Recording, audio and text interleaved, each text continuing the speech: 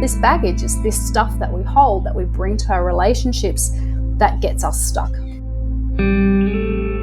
Continually growing that awareness through understanding, what's happening in our head, what's happening in our subconscious, how is that affecting us? Our guest today is Helen Huie on Horse Chats. Helen is a therapist for equestrians, and we will talk to her about that within the chat. But before I do that, of course, I've got to remind you about International Horse College. So International Horse College wants to make sure that you're enrolling in the correct course for you. So the right course takes into account your previous experience and qualifications within the horse industry or even outside the horse industry.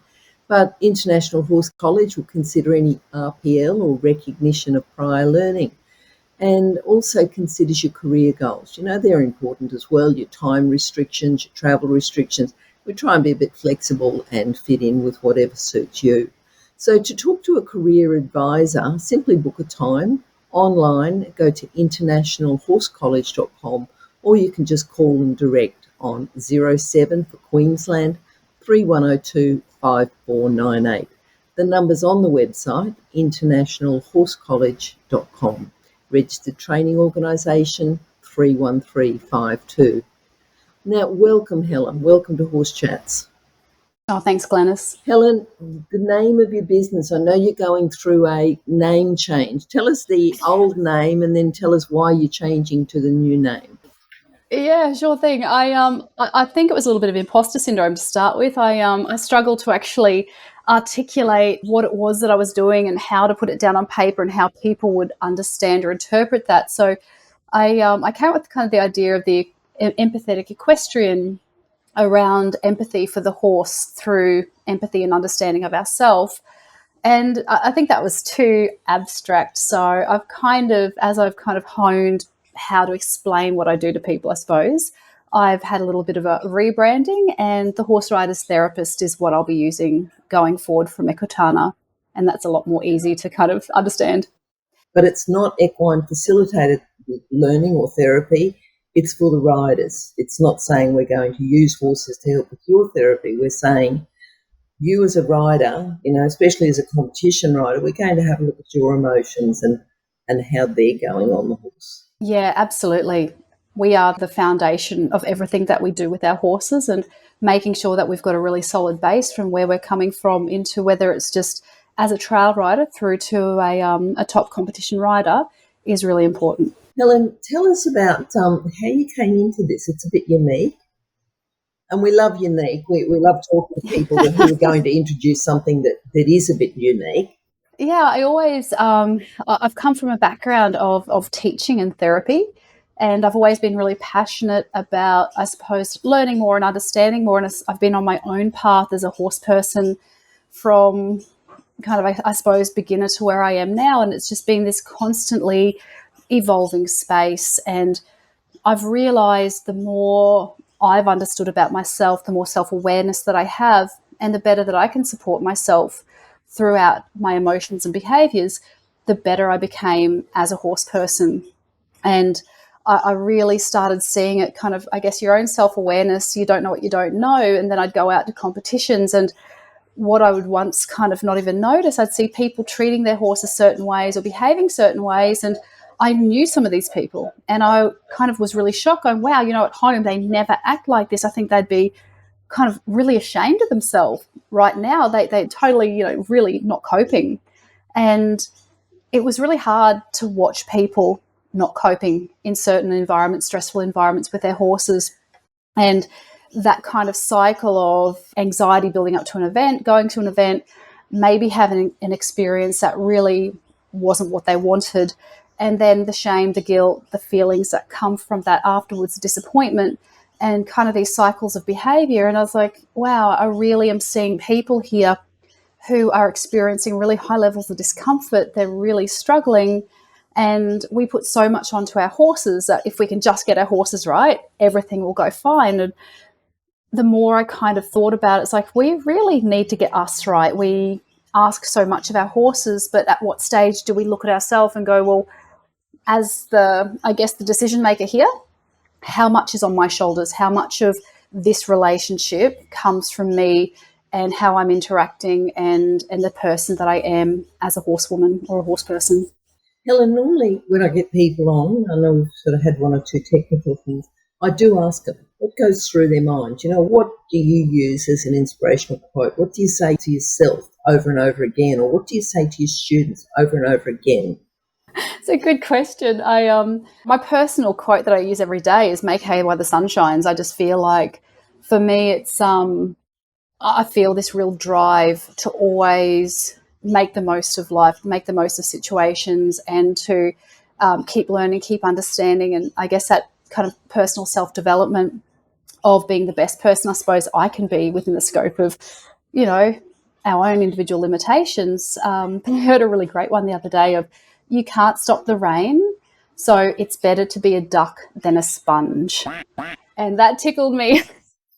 I like that because, and it's true, you know, life is ups and downs. Life is cycles and patterns of hard times, good times. And the more resilient we can be and the more supports that we can have, then the easier it is for it all just to roll off us and just to get on with it rather than soaking it all up and holding it. And that's what I feel a lot of us have experiences. We hold so much. And I kind of talk about the horse riders therapist is this baggage, it's this stuff that we hold, that we bring to our relationships that gets us stuck. Yeah, I think that's really interesting. So at the moment, you're working full time doing this, helping riders, helping others. But you're talking at Equitana. Just tell us what you're doing. You're on Thursday, isn't it, and Sunday? Is that right? Yeah, that's right. So I'm talking about, I've got two different topics. The Thursday is talking about the effect of the subconscious on us as horse people. And I don't want to exclude anybody here because this is for anyone who, you know, might have an old retired horse in the paddock and they just love going down and giving it a cuddle, through to somebody who's a high level competition person. This idea of our subconscious, and it is the working mechanism of all of our emotions, our behaviors, the reason that we do things all comes from our brain. And the more that we can understand what we do, the more awareness we can have, and then the more choice that we can have. And so over the however many years I've been, I guess, the path of different, psychological theories have come forward. And I love the polyvagal theories. There's a few different kind of therapeutic models that I really love around trauma, the work of Gabor Mate and Nicola Pera, even people like Sarah Schlotti, Warwick Schiller, Kerry Thomas. Sort of, I've kind of come across a whole range of different people doing incredible work out there. So, you know, my ideas aren't unique. They're not, you know, brand new, that they're definitely a collaboration of everything that I've learned. But for me, they've come and my brain's gone, oh, that makes sense. Let's put this together. And, oh, well, how does this impact on the horse? Or how do we correlate this with the experience of the horse? And I think at the moment there is such a massive shift in the way people do things around horse welfare and horse ethics. And I love that that's kind of forging ahead, and we're really understanding horses a lot more. And the more we understand them, it really does come back to us. How do we support the horse through our behaviours and the way we handle our own emotions? And I hear trainers all the time saying, oh, just breathe, just calm yourself down. That's a really hard thing to do. If you think you're calm, you know, your shoulders might be up around your ears and you're tense and your heart's going a million miles an hour, and that might be normal for you. So when somebody says calm down, you may not even know what calm is. Or if somebody says breathe, you may not know how to take a deep regulating breath. You may not know how that should feel in your body. If you've lived in a chaotic world where there's a lot of trauma or inconsistency or even violence, you may not know what a calm feeling is within your own body yourself. And when we get told, just do this, it infers that all of us have these amazing skills and capacities that we can just go, oh, I need to calm down. Cool. I'll just do this or I'll just do that. Oh, so calm. However, I think in our society, as a bit of a general, we're really not that great at supporting ourselves emotionally. And looking across society as a general and a lot of behaviours across society, it really does indicate that unless we've grown up in a family where we've had those passed down to us, or we've gone out on a limb and we've done a whole lot of self-development to learn those skills or strategies, we often don't have them. And so we come into horses and we have this kind of belief that horses will support us. If we're upset, horses will take that from us. They will hold that for us. They will help us kind of work through that. And I think the more that we understand horses and their need for co-regulation and their need for safety, it puts a lot more onus on us to be the regulated, safe space for them. And the safer they feel, the better they train. The safer they feel, the healthier they are. And so reading all these kind of different authors and theories out there, I kind of, put together this, who we are as an animal, who horses are, and what we both can do for each other, with the focus on how we support our horses by supporting ourselves, how we develop greater self-awareness into what's happening in our body. Every single rider's out there going, you're not straight, you're not sitting straight, and somebody's not aware that, they're leaning to the side. But the more you can quiet your mind and feel into your body, then you're like, oh yeah, you're right. So that goes not just for, our physical self when we're sitting in the saddle, but that can also go for all aspects of how we are working with our horse on a day-to-day basis, as well as training. So that idea of that self-awareness begets choice. So then we can go, oh, I'm actually in a really foul mood today. I'm not going to go out and work with my horse. Or, oh, I'm really going to work with my horse, but I'm going to be triggered because we're going here and doing that. And I know that about myself. So what am I going to do to support myself when this happens or before that happens? It's kind of continually growing that awareness through understanding, what's happening in our head, what's happening in our subconscious, how is that affecting us, how is that impacting our behaviours and the way that we feel about things, and inadvertently then our relationships with not only our horses but everybody, and also the way that we ride. If people are listening to this and they're going to Equitana, their schedules might clash, or they've only got, not enough tickets to go to every day, or just anything at all. So between Thursday and Sunday, who would you say that Thursday was built more for, that you're teaching to? Or who do you think Sunday, if they can only get to one, tell us about who your ideal audience is for Thursday and who your ideal audience is for Sunday. Absolutely. And look, I have the belief that, nobody wants to be told how to do something or what to do. I find that the right people will come to you. They might see, oh, this is about our subconscious and how that affects us, and they'll come. I don't want people coming who are like, oh, this is something I don't want to hear. Just like anybody, sometimes you pick up a book and you start reading it and you're just like, oh, it just doesn't connect with me right now. You put it down, 10 years later, you pick it up and you can't put it down. It's so engaging.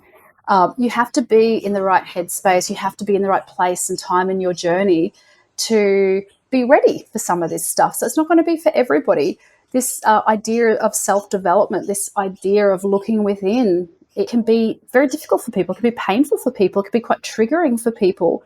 And not that we aim to go deep. This is it's a huge topic. So it's going to be a very, very top level presentation, and there'll be lots of opportunities to journal and to dig deeper if you would like to. However, not everybody will be ready to take this step in their horse journey. So it's for people who are kind of looking for answers. It might be people who are a little bit stuck in their riding, people who are suffering from nerves, people who just might be feeling a bit disconnected from themselves, their horse, riding, feel like they're kind of procrastinating at the moment. They just don't have that drive that they used to. They just might not be enjoying riding, but they want to. So they might like to come and have a little listen and see what they pick up. It might just pique their curiosity and go, oh, that was interesting. I might read that book, or I might look into this, or, oh, I didn't know the brain could have that impact. Oh, that's curious. And they may not do anything more than that, but sometimes it's the beginning of a journey, and they might store it away in their head, and when they're ready, they're like, oh, that's right, that woman was talking about, sometimes our early childhood experiences can impact what we do here and now. So, I might look into that. So it's kind of that person. The Sunday session is all about intention setting. So this is a little bit of, I've been to Equitana, I've had an amazing time, I'm feeling totally geared up and ready to get back to my horse. What do I do with everything that I've kind of taken on? And it kind of goes beyond goal setting. This really looks at who we are as a person. It talks about who we are as an authentic individual, what our goals are, what our views, our attitudes, our beliefs are, and who we want to be, and how we stay, I guess, true and honest to that. Because just like all of us, we get so stuck in our head, and it's really easy to go down the path and to deviate away from who we said we were going to be as a horse person. I know I've had bad days with my horses, and I've gone, oh, I didn't want to be that person, but here I am, getting cranky about something that's happened, and how did it get to this? And then you kind of have those feelings of anger or shame or guilt around that, and it's really easy, especially with social media. You've got all this information, be this, do that, try this, here's this gadget, here's this training method, or even having a trainer that you're working with that is kind of giving you suggestions that your gut instinct is just going, this is not right, but I'm just going to do it because they tell me to. Intention setting really goes into that deep part of who we are, what our values are, and what we want. So collaborating everything that we've experienced and learned, going, well, I'm going to take this and this because this really resonates with my core values, the goals that I have, who I want to be as a horsewoman, and what I want to achieve with my riding. Because riding isn't just sitting on the horse, it's also all aspects of our life as horse people, whether it's going down to the stables in the morning, to the way that we interact with our horses. So it's kind of coming back to grounding ourselves, being really authentic with what we do want to achieve, and coming up with a little bit of a plan of going forward.